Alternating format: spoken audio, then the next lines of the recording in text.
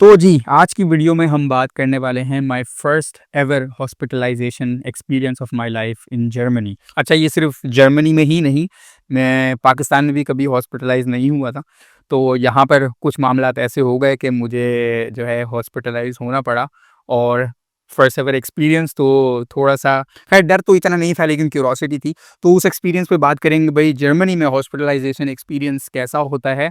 और एक और मिथ जो है जर्मनी के बारे में कि जी जर्मनी में जो है ना अपॉइंटमेंट्स डॉक्टर्स की बहुत मुश्किल से मिलती हैं। मतलब महीनों-महीनों बाद की 2-2 3-3 इवन 4-4 महीने बाद की अपॉइंटमेंट्स मिलती हैं। तो यहाँ पर लोग कह रहे होते हैं भाई बीमार अभी हैं, जब तक अपॉइंटमेंट आएगी तब तक तो बंदा अल्लाह को प्यारा हो जाएगा। तो उसके बारे में बात करते हैं कि अगर आपको जल्दी अपॉइंटमेंट लेनी है तो वो आप किस तरह ले सकते हैं। मतलब ये कि यहाँ पे एक हाउस आर्ट्स होता है, हाउस आर्ट्स जर्मनी में कहते हैं, आर्ट्स डॉक्टर को कहते हैं और हाउस हाउस को कहते हैं, जिसको पाकिस्तान में फैमिली डॉक्टर कहते हैं या जनरल फिजिशियन कहते हैं। तो यहाँ पर हाउस आर्ट्स होता है। तो लेट्स से आप जर्मनी में कहीं भी मूव होते हैं या फर्स्ट एवर टाइम आप जर्मनी में मूव होते हैं या जर्मनी में कोई शहर आप चेंज करते हैं, अपना एरिया चेंज कर रहे होते हैं, तो आपने अपना एक हाउस आर्ट्स अपॉइंट करना होता है जो आपका जनरल फिजिशियन होता है। तो उसका रोल ये होता है कि वो आपकी जो जनरल, जो भी आपको कोई भी मुश्किलात हो रही हैं, बुखार हो गया, दर्द है, आप वो इनिशियल आपको मेडिकेशन देता है। और अगर उसकी मेडिकेशन से आपको, लेट्स से आपकी आँख में कोई मसला है और आप उसके पास गए, तो वो आपको इनिशियल मेडिकेशन देगा, जनरल मेडिकेशन। तो अगर उससे आपको फ़ायदा नहीं होता 1-2 दफ़ा में, तो फिर वो आपको स्पेशलिस्ट, जो आँख का स्पेशलिस्ट डॉक्टर होगा, उसके पास रेफ़र करेगा।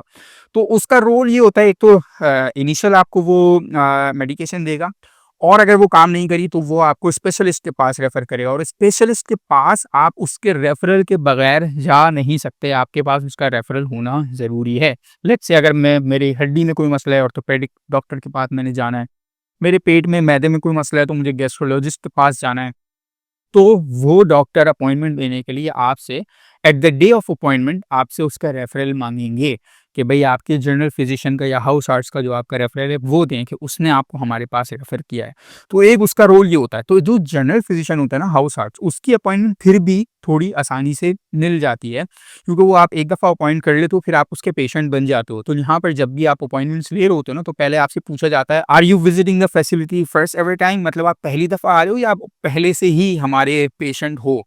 तो अगर आप लिखते हो, मतलब आप सिलेक्ट करते हो कि भई मैं फर्स्ट एवर टाइम आ रहा हूँ, तो बड़ी सारी फैसिलिटीज़ के पास तो पेशेंट्स की कैपेसिटी होती नहीं है। ये मैं जनरल फिजिशियन की बात कर रहा हूँ। तो जनरल फिजिशियन ही आपको लेने के लिए मना कर देगा कि we already have so many patients and we are at full capacity, so we don't have the capacity to take more patients. तो आपको जनरल फिजिशियन ही नहीं मिलेगा।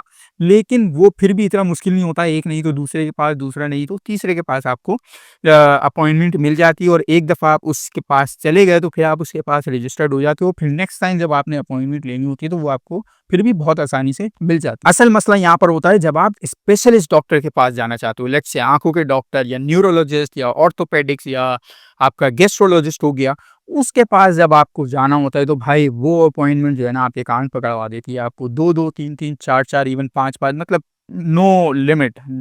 बड़े सारे दफ़ा तो ये होता है कि आप अपॉइंटमेंट के लिए अप्लाई करते हो, लेट्स से डॉक्टरलिंक यहाँ की ऐप है जिसके ऊपर आपको सारे डॉक्टर्स मिल जाते हैं, तो आप उसके थ्रू अप्लाई करते हो तो वो कह देते हैं कि नहीं जी, हमारे पास अभी फ़िलहाल 3 महीने तक तो कोई अपॉइंटमेंट ही नहीं है और 3 महीने के बाद भी जब अपॉइंटमेंट आएगी तो हम देखेंगे कि हमारे पास कब की अपॉइंटमेंट है। इन माय केस मुझे गैस्ट्रोलॉजिस्ट के पास जाना था, मुझे पेट का मसला हो रहा था। इतना कोई मेजर मसला नहीं था लेकिन डिस्कम्फर्ट थी 2-3 महीने से, तो आई थॉट के लेट्स गेट इट चेक्ड। और जब चेक करवाया तो मुझे जनरल फिजिशियन ने थोड़ी-सी दवाइयाँ दी जो मुझे काम नहीं कर रही थी और सिचुएशन वही की वही थी। तो उसने फिर मुझे गैस्ट्रोलॉजिस्ट के पास रेफर किया। जब मैं गैस्ट्रोलॉजिस्ट को ढूँढने लगा तो गैस्ट्रोलॉजिस्ट बड़े सारों ने तो मुझे मना कर दिया। हाँ, किसी को डॉक्टरलिप के थ्रू मैंने अप्लाई किया, किसी को ईमेल निकाल के उनको ईमेल्स किए, किसी को कॉल्स की, लेकिन बड़े सारों ने मना कर दिया कि भाई हम फुल कैपेसिटी के ऊपर चल रहे हैं और हमारे पास जो है ना और कैपेसिटी नहीं है कि हम और पेशेंट्स को इनटेक करें, तो आप कहीं और ट्राई करें। कुछ ने जवाब दिया कि भाई नेक्स्ट 4 महीने तक हमारे पास कोई अपॉइंटमेंट नहीं है, उसके बाद जब अपॉइंटमेंट आएगी तो हम देखेंगे कि वो कब की मिलेगी। सही है? मतलब ऐसा नहीं 4 महीने बाद अपॉइंटमेंट आएगी और वो बोलेंगे भई अगले हफ्ते आ जाओ, नहीं, वो भी और 2-3 महीने बाद की मुझे मिलेगी। तो उस सिचुएशन में आप क्या करें कि अगर आपको अपॉइंटमेंट नहीं मिल रही, तो फिर उस सिचुएशन में यहाँ पर जर्मनी में रहते हुए इंसान क्या कर सकता है? भई उसका सिंपल सॉल्यूशन है जो मैंने किया। आपके किसी भी शहर में जहाँ भी आप रह रहे हो, डिस्ट्रिक्ट में, टाउन में, वहाँ पे हॉस्पिटल होते हैं। तो यहाँ पर बहुत अच्छी बात ये है कि अगर आपको तकलीफ़ ज़्यादा है और आपसे वो तकलीफ़ बर्दाश्त नहीं हो रही, तो आप इमरजेंसी में जा सकते हो। नॉट ऑफ नाम है, उसको कहा जाता है कि आप इमरजेंसी में जाओ और वहाँ पर उनको अपनी सिचुएशन एक्सप्लेन करो और वो फिर आपको या तो उस वक़्त मेडिकेशन दे देंगे, और अगर उनको लगेगा कि आपको एडमिट करना है और उनको इमीडिएटली लेट्स से उनको ट्रीट करना है, तो वो आपको एडमिट कर लेंगे। अच्छा, इन माय केस क्या हुआ कि मुझे जब से पेट का मसला हुआ, तो मैं गया डॉक्टर के पास, उसने दवाइयाँ दी, वो काम नहीं करी, फिर मैं उसके पास दोबारा गया, उसने बोला अब मेरी मतलब मैं आपको स्पेशलिस्ट के पास रेफ़र करूँगा। स्पेशलिस्ट की मैंने अपॉइंटमेंट्स ढूँढी, मुझे नहीं मिली, तो मैं चला गया जी हॉस्पिटल। क्यों? अच्छा, यहाँ पे होता सब कुछ फ्री में है, क्योंकि आपकी इंश्योरेंस ऑलरेडी होती है, अगर आप जॉब कर रहे हो, तो आपका एम्प्लॉयर हाफ़ पे कर रहा होता है, आप हाफ़ पे कर रहे होते हो। तो फिर आपको कोई खर्चा नहीं होता, आप स्पेशलिस्ट के पास जाओ, जनरल फिजिशियन के पास जाओ, आप हॉस्पिटल जाओ, इमरजेंसी में जाओ, कहीं भी जाओ, आपको खर्चा कुछ नहीं देना होता। तो मैं कहा यार, जब मेरे पास एक फैसिलिटी है और 1 महीने से मैं इसका इलाज कर रहा हूँ और मुझे जो है ना इस मसले का हल नहीं मिल रहा, तो क्यों ना भई हॉस्पिटल चले जाऊँ, 1 महीना हो चुका है। हॉस्पिटल गया जी, उन्होंने मुझे इनिशियल ट्रीटमेंट दी, कुछ ड्रिप्स-विप्स लगाई, कुछ गोलियाँ-वोलियाँ दी, 2-4 घंटे उन्होंने मुझे ऑब्ज़र्वेशन में रखा, लेकिन सिचुएशन इम्प्रूव नहीं हुई उससे भी ना। तो उन्होंने मुझे कहा कि जी आप ऐसा करें कि आपको हम एडमिट करते हैं और अगले दिन आपकी गैस्ट्रोलॉजी होगी आपकी। तो मैंने कहा कि जी नहीं, अभी तो वही पाकिस्तानी ना मतलब इन चीज़ों से बड़ा डरते हैं कि भई गैस्ट्रोलॉजी में क्या होता है कि आपके मुँह से कैमरा डालते हैं, और एग्ज़ैक्ट मुझे प्रोसीजर नहीं पता, लेकिन सरसरी सा यही पता है कि मुँह से आपके कैमरा डलता है, अंदर जाके मैदे के अंदर जो है ना वो देखते हैं कि क्या मसला है, क्या मसले-मसाइल नहीं है।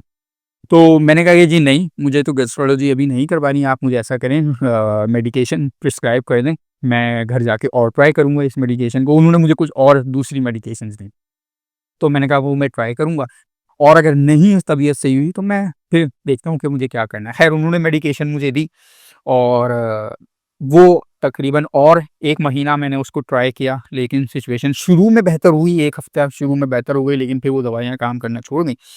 तो 2-3 हफ़्ते मैंने और इस तरह गुज़ारे, लेकिन फिर जब मेरी हालत मतलब बेहतर नहीं हुई और डिस्कम्फ़र्ट थी, तो मैंने सोचा कि चलो यार अब हॉस्पिटल चलते हैं। ख़ैर हॉस्पिटल गए तो उन्होंने कहा कि जी वही है, आपको एडमिट करना होगा। क्योंकि उन्होंने पहले का रिकॉर्ड निकाला, उन्होंने बोला पहले भी आपको हमने कहा था कि आपको एडमिट करना होगा, आप एडमिट नहीं हुए थे। तो अब आपको एडमिट करना होगा, उसके अलावा कोई हल है नहीं, और गैस्ट्रोलॉजी आपकी करानी पड़ेगी। मैंने कहा ठीक है जी, गैस्ट्रोलॉजी करवा दें आप।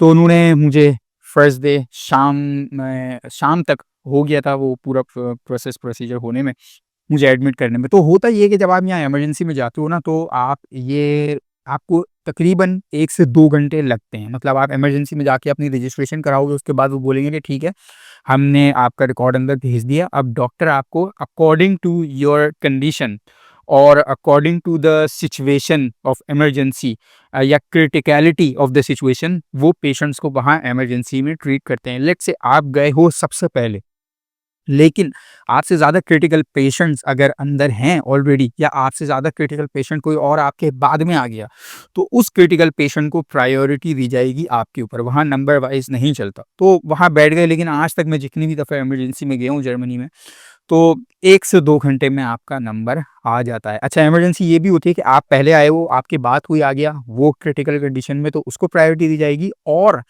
आपके बाद अगर कोई नहीं भी आया, तब भी आपको 1-2 घंटे लग सकते हैं, क्योंकि हॉस्पिटल होता है, तो वहाँ एम्बुलेंस के ज़रिए भी कोई और क्रिटिकल कंडीशन में पेशेंट आ सकता है, तो उसको प्रेफ़रेंस दी जाएगी।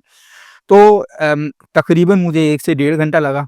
डॉक्टर आ गए, डॉक्टर साहब बुलाने, उन्होंने कहा आ जाएँ आप। तो उन्होंने फिर मुझे इनिशियल चेकअप करा, और उन्होंने बोला अब हम आपके लिए बेड-वेड तैयार करवा रहे हैं। तो मैंने कहा डॉक्टर साहब कितनी देर लगेगी? वो मेरा तो कोई एक्सपीरियंस था ही नहीं ना पाकिस्तान में, ना जर्मनी में हॉस्पिटलाइज़ होने का। तो उन्होंने एक डिवाइस मुझे दी।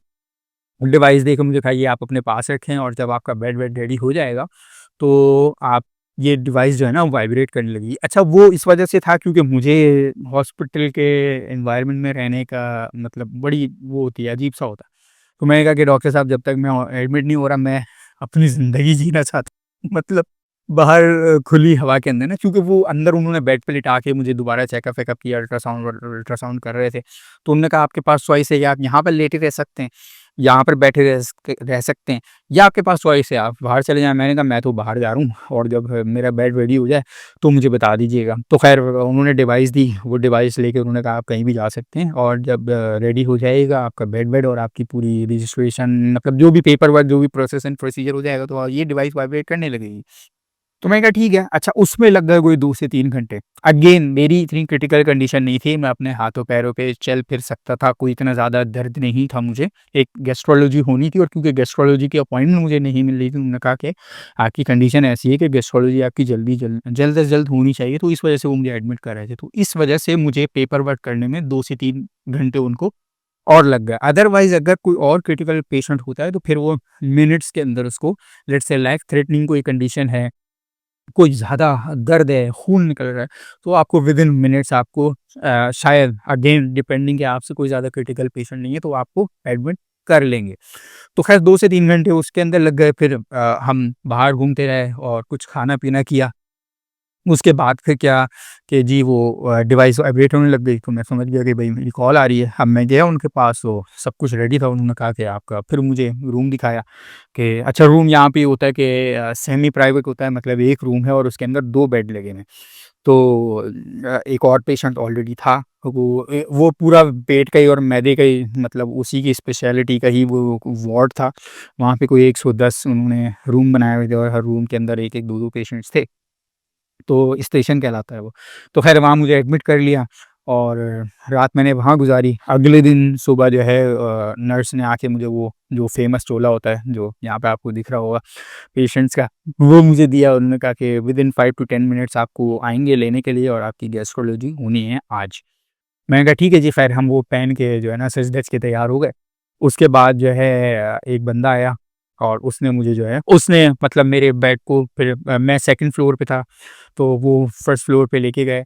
अच्छा, वहाँ पे फिर क्या हुआ कि क्योंकि अगेन इमरजेंसी होती है, तो वहाँ पे जब मुझे लेके गए, तो उन्होंने कहा कि एक और बच्चे की इमरजेंसी आ गई है, तो क्योंकि बच्चा प्रायोरिटी है, तो उसकी गैस्ट्रोलॉजी होनी है, तो यू हैव टू वेट। और लेकिन उसके बाद भी उन्होंने मुझसे इतनी दफ़ा सॉरी करा, मतलब अंदर से लैब का स्टाफ निकल के 3 अंदर जो लैब असिस्टेंट्स थी, वो आके मुझे सॉरी कर रही हैं, डॉक्टर आके मुझे, अच्छा मेरी वाइफ़ भी थी, तो वाइफ़ से सॉरी कर रही हैं, मुझसे सॉरी कर रही हैं। तकरीबन सब ने 3 से 4 दफ़ा जब भी आना-जाना उनका हो रहा है, वो सॉरी करे जा रहे हैं कि वी आर वेरी सॉरी कि आपको यहाँ पे आके हमको वेट कराना पड़ा। वेट कितना था, तकरीबन 15 से 20 मिनट का। इतने में दूसरी लैब खाली हो गई थी, वहाँ भी गैस्ट्रोलॉजी होती है, तो वो दूसरा पेशेंट जल्दी फारिग हो गया, तो इतने में मुझे लगेगा। लेकिन उस 15 से 20 मिनट के अंदर उन्होंने मुझसे और मेरी वाइफ़ से 3 से 4 दफ़ा सॉरी कर दिया था। उसको मैं कंपैरिज़न कर रहा था, यार पाकिस्तान में अगर ये होता है, पाकिस्तान में तो हर कोई अपना फ़िरौन बना होता है। बड़ा डॉक्टर तो भाई बड़ा डॉक्टर होता है, वो तो उनके तो होते ही बड़े हैं, मतलब नखरे। तो उसके अलावा वार्ड बॉय क्या हो गया, सिक्योरिटी गार्ड इवन क्या हो गया। अभी जून में मैं पाकिस्तान में था, मेरे एक बहुत ही क्लोज़ रिलेटिव की डेथ हो गई थी। वहाँ पर सिक्योरिटी गार्ड भाई बदमाशी कर रहा है आपसे, आपको अंदर नहीं आने दे रहा। और डॉक्टर्स पता है क्या कह रहे हैं, यार इनका माफिया बना हुआ है, इनसे हम नहीं लड़ सकते और आपको भी ये कहेंगे कि आप ना लड़ो, ये मिनट के अंदर यहाँ पे आके ना ये मजमा लगा देंगे। और भाई वही हुआ, 5 मिनट नहीं गुजरे थे, सारे प्राइवेट हॉस्पिटल था वो, प्राइवेट हॉस्पिटल के सारे गार्ड्स आ गए और वो बंदों को मारने के लिए कि इसने हमारे गार्ड को छेड़ा कैसे। अरे यार, मतलब, तो उसको मैं कंपैरिज़न कर रहा था कि यहाँ अच्छा इवन के अ, हॉस्पिटल में ऑब्वियसली खाना भी सर्व होता है ना, तो खाने के जो कैफेटेरिया में जो लोग काम कर रहे होते हैं, वो अपना स्टॉल के अंदर सामान, सब्जियाँ-वब्जियाँ, वेजिटेबल जो खाने पकाने का जो भी सामान होता है, वो जो ले जाने वाला बंदा भी है ना, जो मज़दूर भी है, वो भी स्माइल पास किए बगैर आपको नहीं जा रहा। इवन पेशेंट्स को जो अटेंड करने आए हुए हैं, वो स्माइल पास किए बगैर आपको नहीं जा रहे हैं। मतलब मैं ये सोच रहा था कि मज़हब में हम कहते रहते हैं कि जी किसी को मुस्कुराकर देखना भी सदका जारिया है। अमल ये लोग कर रहे हैं, सही, हम सिर्फ़ कहते रहते हैं। अगर हम जितना कहते रहते हैं ना, जितना इस्लाम के बारे में हम तलकीन करते रहते हैं, अगर उसका 25% भी अगर हम अमल करने लगे ना, तो हम कहाँ की कहाँ पहुँच जाएँ, हमारे यहाँ उतना भी अमल है नहीं। हुँ। तो ख़ैर उस मौके पे मुझे वो बड़ा फ़ील हुआ। अच्छा, इस प्रोसीजर का, ये जो गैस्ट्रोलॉजी हो रही थी, इस तरह का एक और प्रोसीजर मेरा हुआ था 2021 में म्यूनिख में। वहाँ भी भाई ऐसा ही था, मतलब डॉक्टर आज तक मुझे याद है कि वो डॉक्टर आई है और उसने मुझसे 2-4 बातें की। मुझे एक तो 1 दिन पहले मुझे अपॉइंटमेंट दी, मुझे पूरा प्रोसीजर उन्होंने एक्सप्लेन किया कि इस तरह प्रोसीजर होगा, ये होगा, ये होगा, ये होगा, आपको ऐसे करना है, ऐसे करना है। उसके बाद जब मॉर्निंग में वो मेरा प्रोसीजर था, 2022 की मैं बात कर रहा हूँ, म्यूनिख में जो था। तो सुबह जाके उन्होंने मुझे फिर दोबारा से पूरा एक्सप्लेन करा। उसके बाद जब मैं लेटा हूँ तो वो बेहोश करके करना था, ये गैस्ट्रोलॉजी भी मेरी बेहोश करके हुई थी। तो उसके बाद पहले नर्सेज़ ने आके मुझे एक्सप्लेन किया जब मैं बेड पे लेटा हुआ था बेहोश करने से पहले। उसके बाद जो मेन जो डॉक्टर होती है, वो आई। फिर उसने मुझे एक्सप्लेन किया और फिर उसने मुझसे परमिशन ली। अच्छा, वो पौने घंटे का प्रोसीजर था। तो जब उसने मुझसे परमिशन ली कि अब मैं जो है ना एनेस्थीसिया आपको देने लगी हूँ और आप 3 तक गिनोगे तो आप फिर बेहोश हो जाओगे, तो क्या मैं एनेस्थीसिया दे दूँ?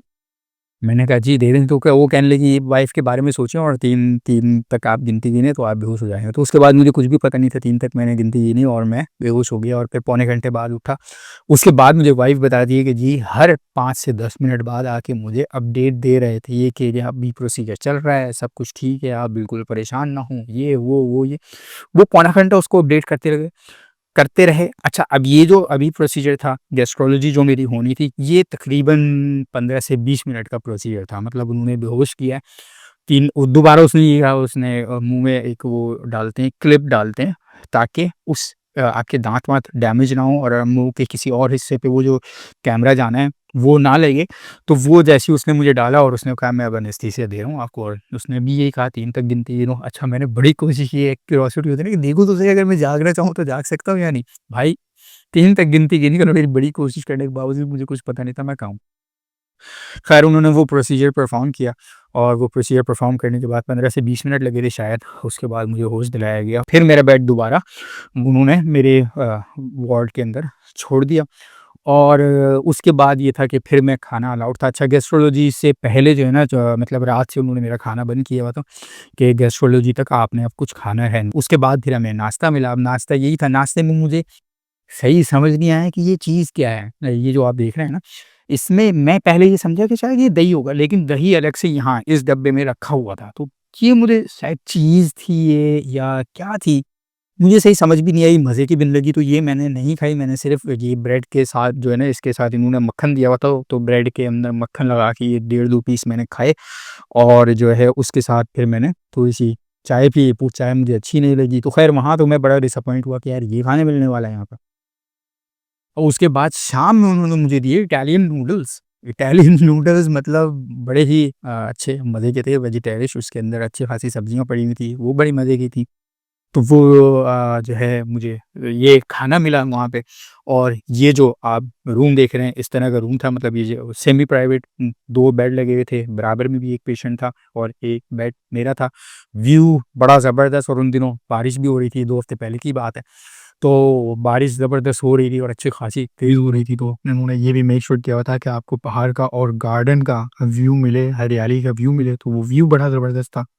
तो ख़ैर जी, 2 दिन इस तरह मैंने यहाँ पे गुज़ारे, 2 रातें और जी, तो अगले दिन उसके बाद एक रात मैं बुध को गया था वहाँ पे, बुध की रात वहाँ गुज़ारी।